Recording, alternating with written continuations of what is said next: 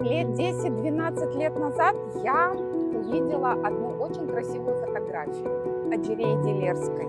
И потом я уже узнала о ее судьбе, о ее сестрах. И постепенно, узнавая о их судьбе, я увлеклась очень историей всех наших членов семьи. Почему вагон?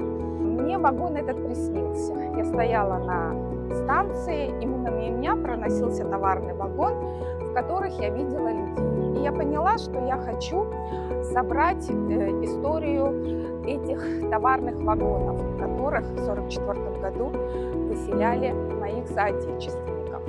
И таким образом собрались 17 историй, 17 вагонов, 2 истории-дневники, которые я когда-то прочитала в социальных сетях, и они настолько меня потрясли, и я захотела их сохранить для своих будущих внуков и правнуков. Рассказ «Цепь», который олицетворял то, как жили в местах депортации.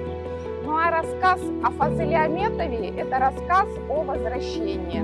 Хочу выразить свою огромную благодарность имени Ханум Володарской, дочери Фазыла Аметова, которая помогла мне с созданием этой книги. С дизайном и корректурой мне помогли в газете «Хрым», Бекир Мамут и Сейран Ибрагимов. У меня очень много еще историй, с которыми я хочу поделиться в будущем для своих потомков. И призываю всех делать это благодаря соотечественникам, тех, кто выжил, вернулся и вернул нас в Крым, мы сегодня в Крыму.